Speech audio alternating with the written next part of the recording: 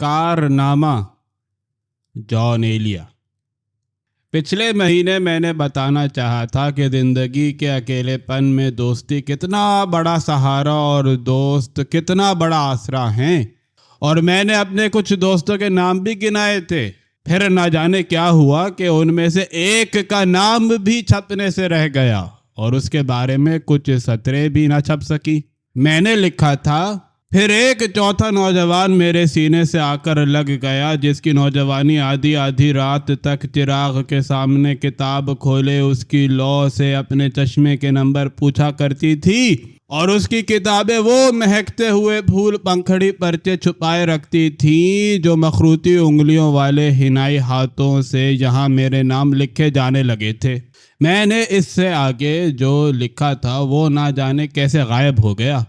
बहुत से पढ़ने वाले ये समझे कि मैंने उस नौजवान का नाम जान कर छुपाया है कि कहीं कोई खोजी उसका पता पूछता हुआ उन फूल पंखड़ी पर्चों के रंग और खुशबू के भेदों को ना पाले। तो भाइयों, ऐसा नहीं है। अपने भेदों को फन की ज़बान देना ही तो हम लिखने वालों का फन है। मैं एक छोटा मोटा शायर हूँ और हसीनों को चाहना और ख़ुद चाहा जाना या चाहे जाने की हवस रखना मेरा रोज़गार और मेरा रोज़ीना है। और जो बड़े शायर या अदीब होते हैं उनके तो हसीनों पर बड़े हक हैं कि उनकी एक निगाह हुस्न को हुस्न के 100 रंग देती है। तो भला मैं अपने किसी राजदार का नाम क्यों छुपाता। सो जो कुछ छपने से रह गया था वो ये था, वो मोहम्मद अली था, मेरा यार भाई, जिसने फ़न के कई शोबों पर लिखना शुरू कर दिया था और जो अब उर्दू और अंग्रेज़ी का एक साहिब इल्म अदीब है। वो अपनी मरंज तबीयत में गुलाब जामन है जो ना मुंह को बेमज़ा करती है और ना दांतों को खट्टा, और मैं अपनी रोज़ रोज़ की शक्कर रंजी में जामन हूँ जिसकी मिठास में भी खटास होती है और जो कभी कभी तो दांत खट्टे कर देती है। उस पर भी ये गुलाब जामन और ये जामन दोनों 16 बरस से एक हैं। मेरी अपनी ही खटास ने जाने कितनी ही बार उसे मुझसे बेमज़ा करना चाहा होगा, पर वो बेमज़ा ना हो सका। भला कोई और तो उसे मुझसे क्या बेमज़ा कर सकता। तो भाइयों, वो मोहम्मद अली सिद्दीकी था। मोहम्मद और अली और सिद्दीकी से मेरा ख्याल कहीं से कहीं जा पहुंचा है और तारीख़ के कई नाम मेरे ध्यान में आ रहे हैं। अब्दुल मुत्तलिब, हाशिम, अब्दुल मनाफ और कुसी, जिनके लिए कुछ लोगों का कहना है कि उन्हें तो कुरैश कहकर पुकारा गया और एक शायर ने उनके लिए ये शेर कहा, कुसियुन अबूकुम मन युसम्मा मजमअन बिही जमअल्लाहुल क़बाइली मन सहर। तुम्हारा बाप कुसी, जिसे जमा करने वाला कहकर पुकारा गया, उसी के हाथों खुदा ने सहर के कबीलों को जमा किया था। कुछ लोगों ने बताया है कि कुसी के एक दादा सहर को कुरैश कहा गया। मुसलमानों की खिलाफत और इमामत का शजरा फहर तक पहुंचने से पहले ही एक खून और एक ख़ानदान में मिल जाता है। फहर के नाम के साथ मुझे मालिक का नाम याद आया और फिर उनके बाप नसर का। कुछ लिखने वालों ने लिखा है कि कुरैश नसर का लक़ब था, और सुनो कि कुरैश ने किसी और का बुरा चाहने के लिए अपने कबीलों को इकट्ठा नहीं किया था, बस उन सब की भलाई चाहिए थी जो बिखरे हुए थे और उन्हें समेटा था। वो जोड़ने वाले थे, तोड़ने वाले ना थे। इन नामों के साथ भला हिजाज का नाम कैसे याद ना आएगा। और उसके साथ ही मेरा ध्यान हिजाज की 1400 बरस पहले की तारीख़ के सबसे पहले और फिर उनके पीछे आने वाले और फिर उन पीछे आने वालों के पीछे आने वाले उम्मतियों की तरफ चला गया है।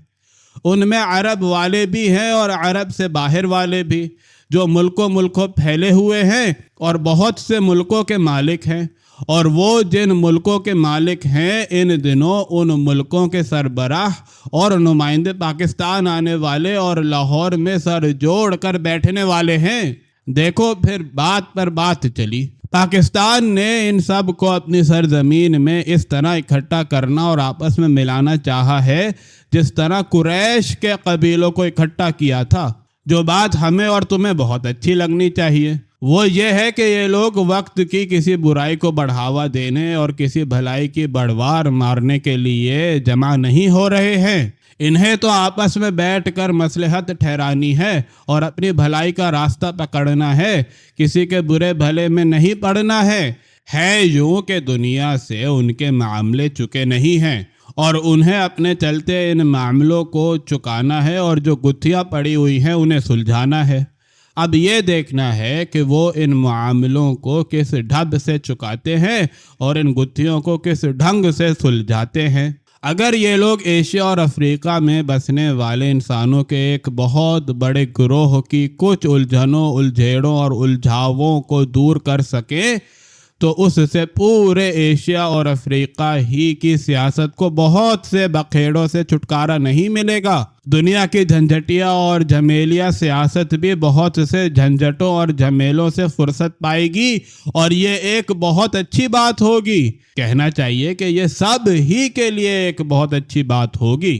جس چیز کو دنیا نے سیاست ٹھہرایا ہے نہ تو میں اسے سمجھنے کی سکت رکھتا ہوں اور نہ سمجھنا چاہتا ہوں، پر ایک بات سنو، میں ہوں یا تم یا انسانوں کے چھوٹے بڑے گروہ اور قومیں، جینا ہے تو بھل منصاحت کے ساتھ اپنا بھلا چاہا جائے اور کم سے کم دوسروں کا برا نہ چاہا جائے۔ اور پاکستان اسی طور سوچ رہا ہے اور جو لوگ آ رہے ہیں وہ بھی اسی طور سوچتے ہوئے دکھائی دیتے ہیں۔ ایسا ہے کہ بانٹنے والوں نے دنیا کو جتھوں میں بانٹ دیا ہے اور ان میں سے ہر جتھے کا کوئی ایک سرغنہ ہے۔ اس سے کیا ہوا ہے؟ یہ ہوا ہے کہ سرغنہ ملکوں کو چھوڑ کر جتنے بھی ملک ہیں ان کی آزادی اور سلامتی سے کسی وقت بھی ٹھٹولیاں کی جا سکتی ہیں۔ خود ایک ہی جتھے کے کسی ملک اور اس کے سرغنہ ملک کے بیچ اگر کوئی بات آ پڑے تو کوئی دہائی نہیں اور کوئی شنوائی نہیں، اس لیے کہ ٹھہرے ٹھہرے بدلائی نہیں۔ ہمارے زمانے کی ساری سیاست چودھریوں کی چودراہٹ ہو کر رہ گئی ہے۔ اگر سوچو تو چھوٹی اور کمزور قومیں کسی زمانے میں بھی اتنی بے بس نہیں رہیں جتنی آج ہیں، اور یہ زور بل اور زور ازوری کی سیاست کے ہاتھوں انسانیت کا بے بس ہونا ہے۔ اب یہ نہیں چاہا جاتا ہے کہ اگر ہماری بات ٹھیک ہے تو اسے ٹھیک مانو، نہیں، اب تو یہ جتلایا جاتا ہے کہ اگر ہماری نہ مانو گے تو ہم تمہیں ٹھیک کر دیں گے۔ مکھیا ملکوں کے یہ لچھن انہیں کچھ سجتے نہیں ہیں۔